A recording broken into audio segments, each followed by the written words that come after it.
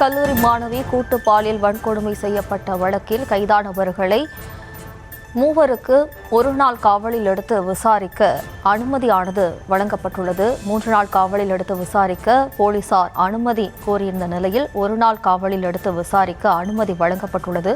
கூடுதல் விவரங்களோடு இணைகிறார் நமது செய்தியாளர் அருண். வணக்கம் அருண். விவரம் வணக்கம். அதாவது கடந்த 2ஆம் தேதி கோவை விமான நிலையம் பின்புறம் உள்ள ஆளில்லா பகுதியில் வைத்து கல்லூரி மாணவி அவரது ஆண் நண்பருடன் காரில் தனிமையில் அமர்ந்திருந்தார். அப்பொழுது அங்கு வந்த 3 பேர் கொண்ட கும்பல் அந்த மாணவியை கூட்டு பாலியல் வன்கொடுமை செய்தனர். அவருடன் இருந்த இளைஞரை தலையில் அரிவாளால் தாக்கி படுகாயப்படுத்தியிருந்தனர். இது தொடர்பாக 3 பேரை காவல்துறையினர் சுட்டு பிடித்து கைது செய்தனர். அந்த மூவருக்கும் காலில் குண்டு பாய்ந்ததில் அவர்களுக்கு கோவை அரசு மருத்துவக் கல்லூரி மருத்துவமனையில் அறுவை சிகிச்சை மேற்கொள்ளப்பட்டு அதைத் தொடர்ந்து அவர்கள் சிகிச்சைக்கு பிறகு கோவை மத்திய சிறையில் அடைக்கப்பட்டனர். மத்திய சிறையில் அடைக்கப்பட்ட அந்த மூவரையும் காவல் கட்டுப்பாட்டில் எடுத்து விசாரிக்க அனுமதி கோரி காவல்துறை தரப்பில் மனு தாக்கல் என்பது செய்யப்பட்டிருந்தது. இந்த மனு தாக்கலானது கோவை ஒருங்கிணைந்த நீதிமன்ற வளாகத்தில் இருக்கக்கூடிய கூடுதல் மகளிர் நீதிமன்றத்தில் அந்த மனு தாக்கல் செய்யப்பட்டிருந்த நிலையில் 3 நாட்கள் அனுமதி கேட்டுதான் காவல்துறை தரப்பில் மனு தாக்கல் செய்யப்பட்டிருந்தது.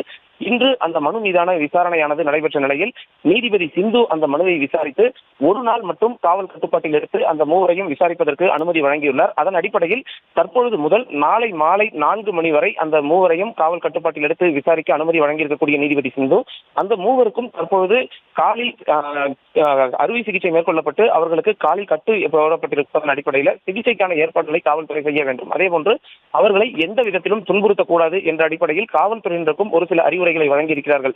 தற்பொழுது இந்த மூவரும் சுமார் ஒரு 2 மணி நேரத்திற்கு முன்பாக ஆம்புலன்ஸ் வாகனம் மூலமாகத்தான் அவர்கள் நீதிமன்றத்திற்கு அழைத்து வரப்பட்டனர். நீதிமன்றத்தில் சுமார் ஒரு அரை மணி நேரம் காக்க வைக்கப்பட்ட பிறகு அந்த மூவரும் ஸ்ட்ரக்சர் மூலமாக நீதிபதி முன்பாக ஆஜர்படுத்தப்பட்டனர். தற்பொழுது அவர்கள் நீதிபதி அறையில் இருக்கிறார்கள். இன்னும் ஒரு சில நிமிடங்களில் அவர்கள் காவல்துறையினரின் கட்டுப்பாட்டில் விசாரணைக்காக காவல்துறையினர் வாகனத்தில் அழைத்துச் செல்லப்பட்டு இருக்கிறார்கள். இதையொட்டி நீதிமன்ற வளாகத்தில் பாதுகாப்பு என்பது தீவிரப்படுத்தப்பட்டிருக்கிறது.